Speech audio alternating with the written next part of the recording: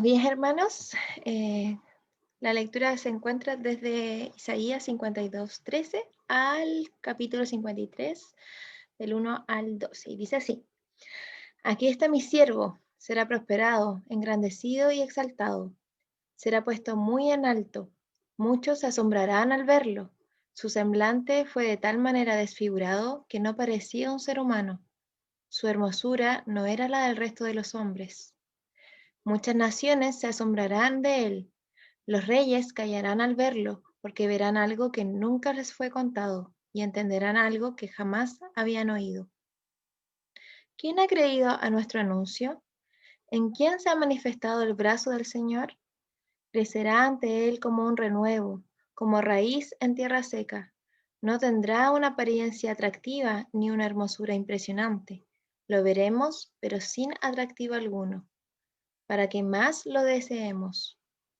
Será despreciado y desechado por la humanidad entera. Será el hombre más sufrido, el más experimentado en el sufrimiento. Y nosotros no le daremos la cara. Será menospreciado, no lo apreciaremos. Con todo, él llevará sobre sí nuestros males y sufrirá nuestros dolores, mientras nosotros creeremos que Dios lo ha azotado, lo ha herido y humillado. Pero él será herido por nuestros pecados, molido por nuestras rebeliones. Sobre él vendrá el castigo de nuestra paz, y por su llaga seremos sanados. Todos perderemos el rumbo como ovejas, y cada uno tomará su propio camino, pero el Señor descargará sobre él todo el peso de nuestros pecados.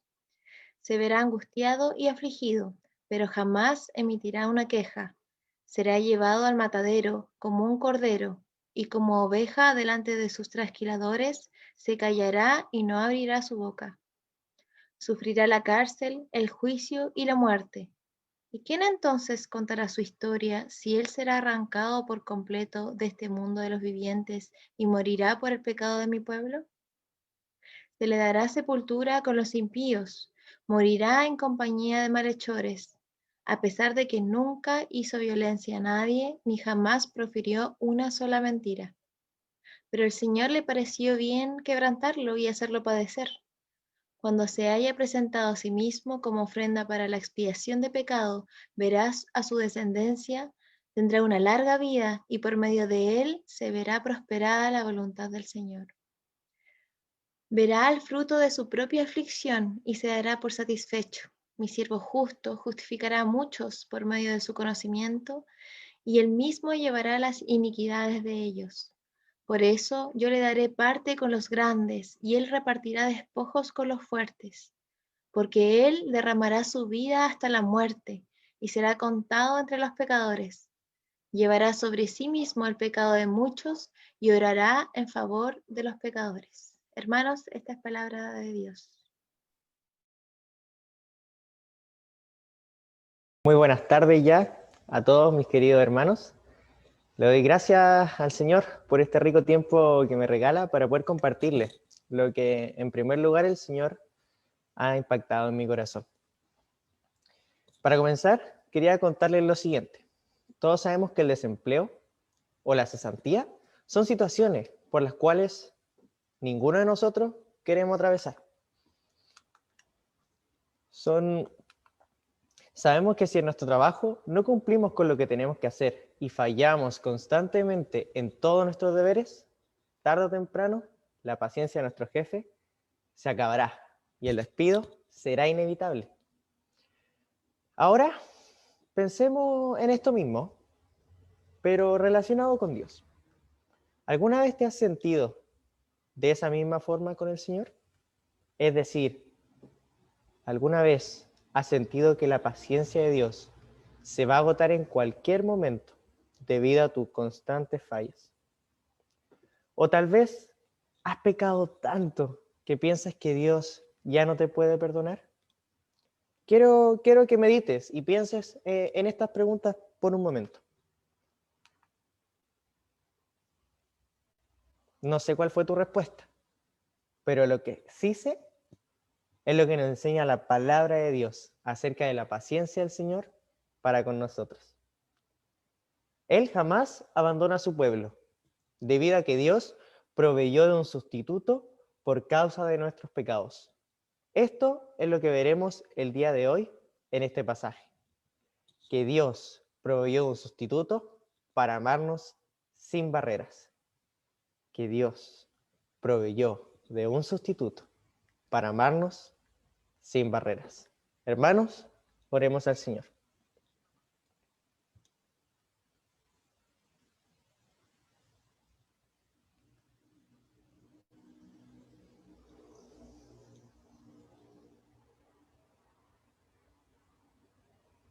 Padre Celestial, Señor, te damos muchas gracias por este tiempo que nos regalas, Padre.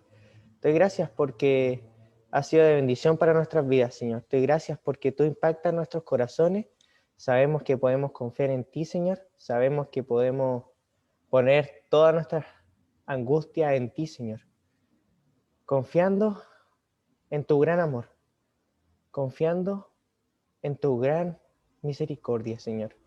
Padre, abre nuestros corazones para ser nuevamente impactados por tu palabra, Señor, y volver a confiar en ti, Padre. Te pedimos que tú nos ayudes, Señor, y que tú nos sigas ayudando y nos sigas bendiciendo, Padre. Gracias, Señor, por este tiempo que nos regalas y sigue impactando nuestras vidas.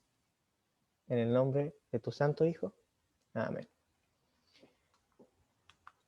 Bien, hermanos. Cabe señalar que es bueno considerar un poquito el contexto de este libro, recordando que estamos en nuestra ya conocida sección Abuelo de Pájaro, donde a lo largo de todas estas semanas hemos visto cómo el pueblo de Dios se ha rebelado constantemente en contra de él, y debido a esto, ahora el pueblo se encuentra en el exilio. También es bueno mencionar que este pasaje lo podemos encontrar en la segunda parte del libro de Isaías, que comienza en el versículo 40, y cuyo relato se caracteriza por dar un mensaje de esperanza para el pueblo. Nos muestra una profecía donde el personaje principal es el siervo del Señor. Y lo primero que se habla de él es su carácter. Lo podemos ver en los versículos 52:13 al 53:2. La primera parte nos cuenta que este siervo será exaltado y será enaltecido, dándonos a entender que su victoria está asegurada. Sin embargo, también deja claro que él padecerá mucho sufrimiento, tal como lo dice el versículo 14 del capítulo 52. Muchos se asombraron de él, pues tenía desfigurado el semblante. Nos deja claro que él sufrirá solitariamente, también a la luz de lo que nos revela el versículo 1 del capítulo 53. ¿Quién ha creído a nuestro mensaje y a quién se le ha revelado el poder del Señor? Esta primera parte del pasaje se centra en quién es este siervo y cómo será su apariencia física. Como dice el versículo número 2 del capítulo 53, su aspecto no será atractivo ni llamará la atención en la multitud. Esto es algo extraordinario, porque normalmente la gente esperaba un líder con una apariencia física poderosa, tal como un guerrero. Esta realidad la podemos ver con el mismísimo primer rey que tuvo el pueblo de Israel. Esto lo podemos ver en 1 Samuel 9, del 1 al 2, que dice: había un hombre en la tribu de Benjamín, muy respetado, cuyo nombre era Aquís, hijo de Abiel, hijo de Seror, hijo de Becorat, hijo de Afía, también benjaminita. Quis tenía un hijo llamado Saúl, que era buen mozo y apuesto, como ningún otro israelita, tan alto que los demás apenas le llegaban al hombro. En estos versículos se describe a este joven llamado Saúl, que era de hermoso parecer y muy alto, aspectos físicos que eran muy valorados en la época, ideales para un rey. ¿Quién llegó a ser Saúl? Llegó a ser el primer rey de Israel. Sin embargo, el siervo sufriente, descrito en este pasaje de Isaías, será totalmente diferente a estas características que los hombres tanto valoran. Este pasaje nos cuenta entonces que el propósito de este siervo no está ligado a su apariencia física. Este siervo romperá todos los paradigmas que se esperaban de un líder en aquellos tiempos. La pregunta ahora es, ¿cuál es el propósito entonces del siervo del Señor? ¿Qué es lo que viene a hacer a este mundo? Pues los versículos siguientes, que son del 3 al 9, responderán a estas preguntas. Su misión, capítulo 53, del 3 al 9. El pueblo de Dios, como mencioné anteriormente, vivía en una constante rebeldía. También podemos ver esto en el versículo 6 del capítulo 53, donde dice, todos andábamos perdidos como ovejas, cada uno seguía su propio camino. Podemos ver cómo el pueblo de Dios, a través del tiempo, seguía pecando y rebelándose incluso en el exilio, donde llegaron a esa instancia de ser exiliados por causa de alejarse de Dios, alejarse del Señor. La pregunta entonces es, ¿cuál es la solución para el pueblo de Dios? ¿Qué es lo que necesita Israel para poder ser libre del pecado? Pues el mismo versículo 6 lo responde, que dice así, pero el Señor hizo recaer sobre él la iniquidad de todos nosotros. Esta es la misión del siervo, ser un sustituto por nuestros pecados. Los versículos 4 y 5 dicen lo siguiente, ciertamente Él cargó con nuestras enfermedades y soportó nuestros dolores, pero nosotros lo consideramos herido, golpeado por Dios y humillado. Él fue traspasado por nuestras rebeliones y molido por nuestras iniquidades.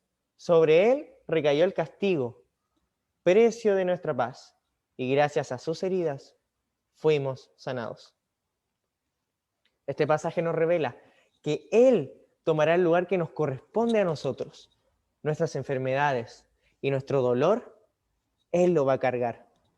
Él lo va a padecer para que tú y yo estemos en paz y nuestras heridas sean sanadas.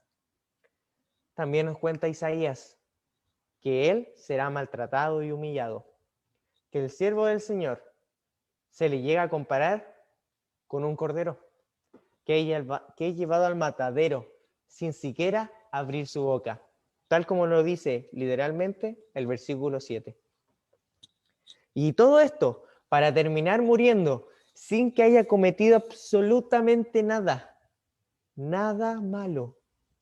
Y este será sepultado junto con los malhechores y los malvados, aunque de su boca no haya habido ni un solo engaño.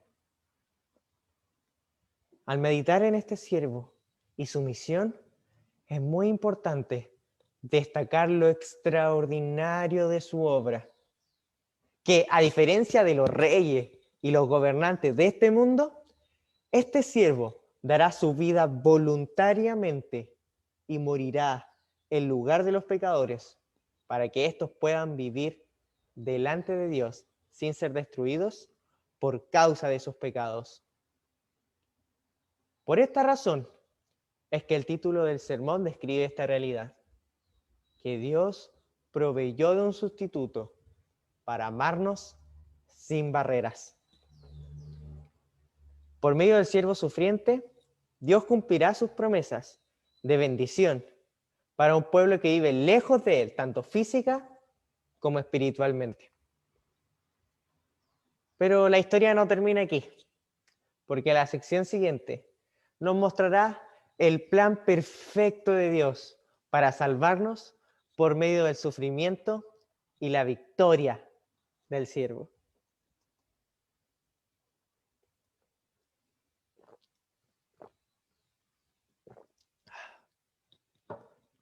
Su victoria. Capítulo 53, del 10 al 12. Luego de este maravilloso sacrificio que hizo el siervo del Señor, ahora Dios nos mira con ojos de amor. El siervo tomó nuestro lugar para que nosotros fuéramos vistos limpios delante de Dios. Y este pasaje termina de la misma forma que comenzó, exaltando y enalteciendo a este sustituto, el siervo del Señor. Veamos lo que dice el versículo 12. Por lo tanto, le daré un puesto entre los grandes y repartirá el botín con los fuertes, porque derramó su vida hasta la muerte y fue contado entre los transgresores. Cargó con el pecado de muchos e intercedió por los pecadores. Este pasaje revela algo misterioso. El siervo sufriente, después de mucho padecimiento que lo llevó a su muerte, va a volver a la vida para reinar poderosamente sin oposición, para ser Señor de todos. Dios hará esto con su siervo, porque Él entregó su vida por los pecadores. A la luz de la importancia que tiene este siervo para nosotros, surge la inevitable pregunta: ¿quién es este siervo? ¿De quién está hablando esta profecía? ¿Quién cumple absolutamente todo lo que se nos relata en este pasaje? Cuando estas palabras, que son inspiradas por Dios en boca del profeta Isaías, fueron anunciadas al pueblo de Israel, su identidad era un misterio. Pero el día de hoy ya no lo es, porque el Nuevo Testamento nos revela quién es. Su nombre es Jesús. Él es el sustituto. Y quiero que podamos leer los siguientes pasajes, que son cortitos, pero que reafirman esta hermosa verdad. Quiero que leamos Juan 12, versículos 37 al 38. Dice así: a pesar de haber hecho Jesús todas estas señales en presencia de ellos, todavía no creían en él. Así se cumplió lo dicho por el profeta Isaías. Señor, ¿quién ha creído a nuestro mensaje y a quién se le ha revelado el poder del Señor? Aquí también tenemos otro pasaje donde el mismo Señor Jesús lo dice explícitamente. Quiero que vayamos a Lucas 22:37. Porque le digo que tiene que cumplirse en mí aquello que está escrito, y fue contado entre los transgresores. En efecto, lo que se ha escrito de mí se está cumpliendo. En la carta de Filipenses, Pablo también exhorta a la iglesia a que ésta tenga el mismo carácter que Jesús tuvo cuando anduvo en medio de nosotros. Leamos lo que dice Filipenses 2, del 5 al 11. La actitud de ustedes debe ser como la de Cristo Jesús, quien, siendo por naturaleza Dios, no consideró el ser igual a Dios como algo a que aferrarse. Por el contrario, se rebajó voluntariamente tomando la naturaleza de siervo y haciéndose semejante a los seres humanos. Y al manifestarse como hombre, se humilló a sí mismo y se hizo obediente hasta la muerte, y muerte de cruz. Por eso Dios lo exaltó hasta lo sumo y le otorgó el nombre que está sobre todo nombre, para que ante el nombre de Jesús se doble toda rodilla en el cielo y en la tierra y debajo de la tierra, y toda lengua confiese que Jesucristo es el Señor, para gloria de Dios Padre. Podemos ver que no solo el mismo Jesús citaba literalmente el pasaje de Isaías, hablando de que se estaba cumpliendo la profecía en él, sino que el mismo Pablo nos revela que en Isaías 53, el siervo sufriente es Jesucristo, es la persona y obra de nuestro Señor Jesucristo. Hoy podemos comprender que la misión del siervo descrita en Isaías es una realidad, porque el siervo sufriente es el Hijo de Dios, quien vino del cielo para pagar la deuda infinita que teníamos con Dios. Y que después de morir, volvió a la vida para reinar eternamente. Y el día de hoy está a la diestra de nuestro Padre Celestial, intercediendo por su pueblo y poniendo a todos sus enemigos por debajo de sus pies. Un día volverá, y no como un humilde siervo, sino como el Rey de Reyes y Señor de Señores, para juzgar al mundo y salvar a su pueblo, por los cuales dio su vida. Por esta razón también quiero que leamos este pasaje que se encuentra en 1 de Pedro 3:18, donde Pedro afirma lo siguiente: porque Cristo murió por los pecados, una vez por todas, el justo por los injustos, a fin de llevarlos a ustedes a Dios. Hermanos, quiero que podamos recordar las preguntas con las cuales comencé este sermón. ¿Alguna vez has sentido que la paciencia de Dios se va a agotar en cualquier momento debido a nuestras constantes fallas? ¿O tal vez has pecado tanto que piensas que Dios ya no te puede perdonar? Bueno, a la luz de lo que hemos visto y escuchado, la respuesta es un rotundo no. ¿Por qué? Porque Dios proveyó un sustituto para amarnos sin barreras. Dios proveyó de un sustituto para amarnos sin barreras. La profecía de Isaías nos da esperanza para nuestra vida, porque nada de lo que hagamos, ni cuantas veces fallemos, nos podrá quitar el amor de nuestro Dios. Evidencia de ello es que menospreció a su propio Hijo, quien era intachable y limpio, para amarte a ti. Como podemos ver en este pasaje, la paciencia de Dios hacia nosotros nunca se acabará. Su amor permanecerá para siempre. Si alguna vez has sentido que Dios se cansó de ti, ahora sabemos con certeza que eso no va a ocurrir. Y si tú crees que has pecado tanto como para no poder recibir el perdón del Señor, déjame decirte que esto tampoco ocurrirá. Porque Jesús fue el sustituto que pagó por tus pecados. Y como decía Pedro, una vez y para siempre. Ahora, ¿significa esto que podemos pecar entonces libremente? La respuesta es no. Porque Dios nos dio salvación y nos ha dado una nueva vida por medio del poder de su Espíritu Santo, para que ya no vivamos entregados a nuestros pecados. Por el contrario, deseemos amar y servir a Dios con todo nuestro corazón. Sin duda, nuestro servicio nunca será perfecto mientras estemos en este mundo. Lo que sí es cierto es que mientras vamos creciendo, cada día en amor a Dios, la sangre de Cristo nos limpia cada día de nuestros pecados.